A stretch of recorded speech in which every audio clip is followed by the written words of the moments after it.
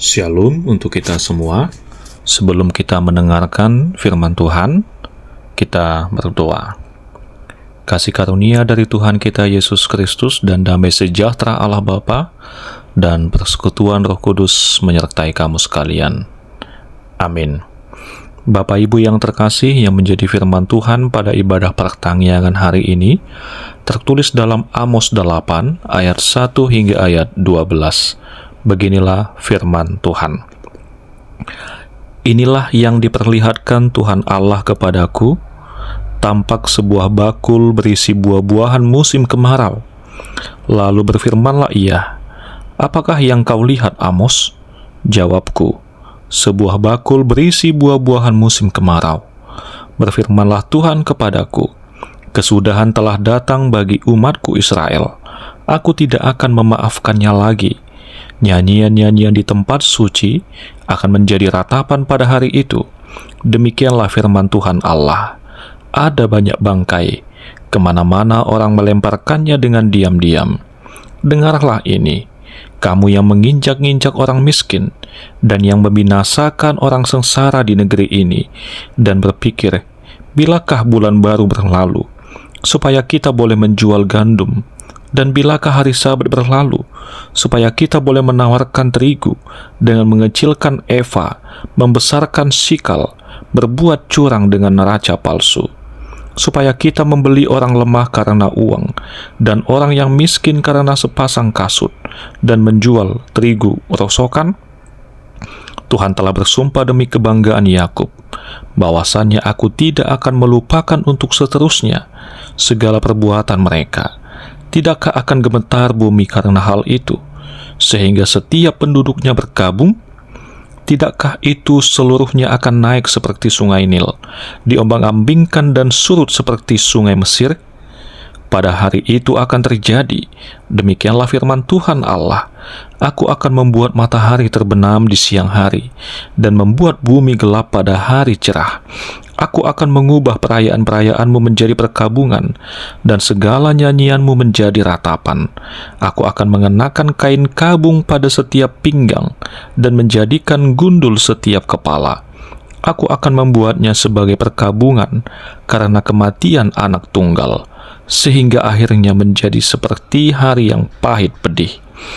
Sesungguhnya waktunya akan datang, demikianlah firman Tuhan Allah, aku akan mengirimkan kelaparan ke negeri ini, bukan kelaparan akan makanan, dan bukan kehausan akan air, melainkan akan mendengarkan firman Tuhan.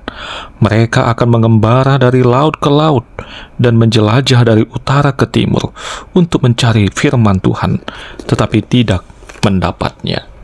Demikian firman Tuhan. Bapak Ibu yang terkasih di dalam nama Tuhan kita Yesus Kristus, ada beberapa hal yang mau kita lihat melalui firman Tuhan pada ibadah pertangyakan hari ini. Yang pertama, tentang buah musim panas sebagai sebuah simbol waktu yang hampir habis.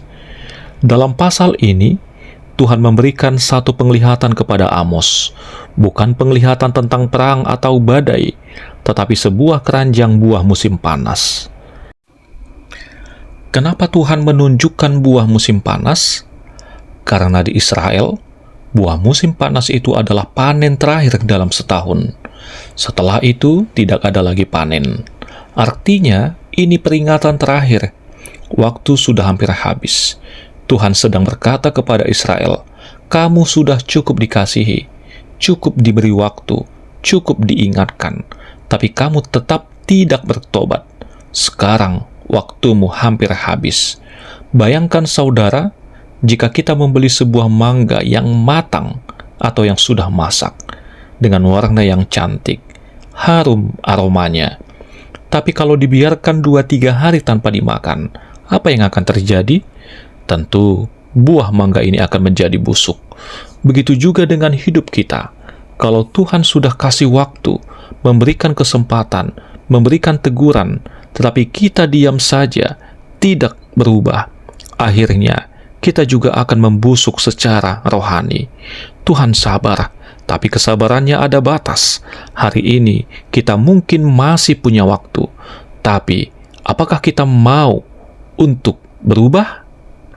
Yang kedua, Bapak Ibu yang terkasih, Tuhan membenci ketidakadilan dan agama yang pura-pura. Setelah kita mengikuti dan membaca ayat 4 hingga ayat 6, firman Tuhan berbicara tentang orang-orang yang kelihatannya rohani, tetapi hatinya licik. Mereka ke rumah ibadah, tetapi pikirannya hanya memikirkan tentang pekerjaan dan ekonomi mereka.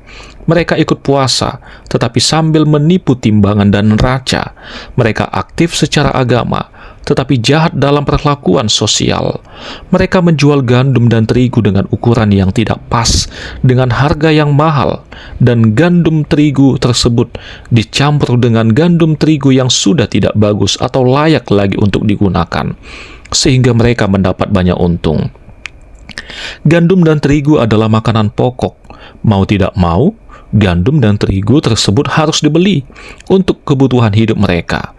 Sementara orang miskin atau menderita tidak dapat membelinya, sehingga ini menyebabkan mereka berhutang. Dan pada akhirnya, mereka tidak dapat membayar hutang mereka. Sehingga untuk melunasi hutang atau mencicil hutang mereka, mereka akan menjadikan dirinya menjadi seorang budak bagi sang penjual. Peribahasanya, berbahagia di atas penderitaan orang lain. Sudah jatuh, tertimpa tangga, dan digilas mobil. Tuhan tidak butuh agama yang pura-pura. Dia tidak tertarik pada ibadah yang hanya formalitas. Ada seorang bapak yang sangat aktif di gereja. Setiap minggu dia pelayanan, bahkan memberi perpuluhan dengan jumlah besar. Tetapi ternyata, di tempat usahanya dia sering menekan pegawai, menipu dengan menggunakan timbangan yang tidak pas dan merugikan orang kecil. Saudara-saudari yang terkasih, apakah yang seperti itu yang berkenan kepada Tuhan? Apakah ini terjadi juga pada hari ini? Jangan-jangan kita ke gereja, tapi pikiran kita sibuk dengan urusan dunia. Kita menyanyi haleluya, tetapi hidup kita menekan sesama. Tuhan mencari hati yang tulus dan adil, bukan hanya tampilan luar saja. Lebih baik sederhana, tapi jujur, daripada hebat, tapi penuh dengan kepalsuan. Yang ketiga, Bapak Ibu yang terkasih, kelaparan rohani akan datang, tetapi sudah terlambat. Ketika kita membaca ayat 11, ini merupakan ayat yang serius. Tuhan berkata, akan tiba waktunya ketika orang ingin mendengar firman, tetapi sudah tidak bisa. Bukan karena firman-Nya hilang, tetapi karena Tuhan tidak berbicara lagi. Waktu untuk bertobat sudah habis.